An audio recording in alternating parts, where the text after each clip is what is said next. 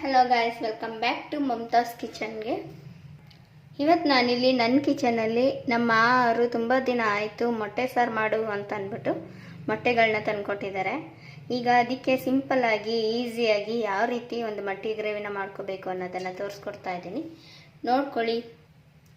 ಹೀಗಿದಕ್ಕೆ ಚೆನ್ನಾಗಿ ಎಣ್ಣೆ ಕಾದ್ಮೇಲೆ ಸಣ್ಣದಾಗಿ ಹೆಚ್ಕೊಂಡಂಥ 2 ಈರುಳ್ಳಿನ ಫ್ರೈ ಆಗಲಿಕ್ಕೆ ಇಟ್ಕೊಳ್ಳೋಣ. ಇದನ್ನ ಒಂದು 5 ನಿಮಿಷದವರೆಗೂ ಎಣ್ಣೆಯಲ್ಲಿ ಫ್ರೈ ಆಗಲಿಕ್ಕೆ ಬಿಡಬೇಕು. ಇದಕ್ಕೆ ಒಂದು ಗೆಡ್ಡೆಯಷ್ಟು ಬೆಳ್ಳುಳ್ಳಿನ ಬಿಡಿಸಿಟ್ಕೊಂಡಿದ್ದೀನಿ, ಸೇರಿಸ್ಕೊತಾ ಇದ್ದೀನಿ.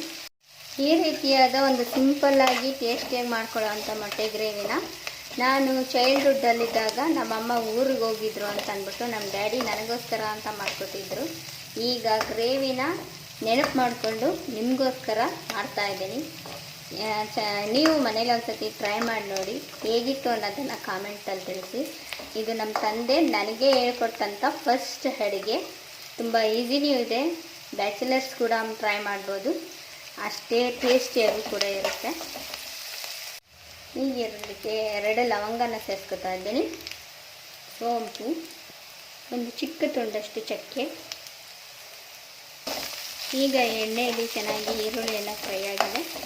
ಈಗ ಇದಕ್ಕೆ ಒಂದು 5-6 ಟೊಮೊಟೊನ ಕಟ್ ಮಾಡಿ ಇಟ್ಕೊಂಡಿದ್ದೀನಿ, ಸೇರಿಸ್ಕೊತಾ ಇದ್ದೀನಿ. ಒಂದು ಸ್ಪೂನಷ್ಟು ಉರಿಗಡಲೆ, ಒಂದು 1/4 ಸ್ಪೂನಷ್ಟು ಉಪ್ಪನ್ನು ಮೊದಲೇ ಸೇರಿಸ್ಕೊಳ್ಳೋದ್ರಿಂದ ಈರುಳ್ಳಿ ಟೊಮೊಟೊ ಎಲ್ಲ ಚೆನ್ನಾಗಿ ಬೆಂದ್ಕೊಳ್ಳುತ್ತೆ. ಚಿಟಿಕೆ ಅರಿಶಿಣ, ಸ್ವಲ್ಪ ಕಾಯಿ ತುರಿನ ಮಿಕ್ಸ್ ಮಾಡ್ಕೊಳ್ಳೋಣ. ಹುಳಿ ಇಷ್ಟಪಡೋದಾದರೆ ಹಾಕ್ಕೊಳ್ಳಿ, ಹುಳಿ ಇಷ್ಟ ಇಲ್ಲ ಅಂದರೆ ಒಂದು ಸಣ್ಣನ ಸ್ಕಿಪ್ ಮಾಡ್ಬೋದು, ಬಟ್ ನಾನು ಸೇರಿಸ್ಕೊತಾ ಇದ್ದೀನಿ. ಹೀಗಿದೆ ಚೆನ್ನಾಗಿ ಎಣ್ಣೆಲೆಲ್ಲ ಫ್ರೈ ಆಗಿದೆ. ಇದನ್ನು ನುಣ್ಣಗೆ ಪೇಸ್ಟ್ ಮಾಡ್ಕೊಂಡು ಬರೋಣ. ಸ್ವಲ್ಪ ಕೊತ್ತಂಬರಿ ಸೊಪ್ಪನ್ನು ಸೇರಿಸ್ಕೊಂಡು ನುಣ್ಣಗೆ ರುಬ್ಕೊಳ್ಳೋಣ. ಹೀಗಿದೆ ಬಾಣಲೆಗೆ ಗ್ರೇವಿಗೆ ರೆಡಿ ಮಾಡ್ಕೊಂಡಂಥ ಮಸಾಲೆನ ಒಗ್ಗರಣೆ ಕೊಡೋಣ. ಈಗ ಎಣ್ಣೆ ಎಲ್ಲ ಚೆನ್ನಾಗಿ ಕಾದ್ಕೊಂಡಿದೆ.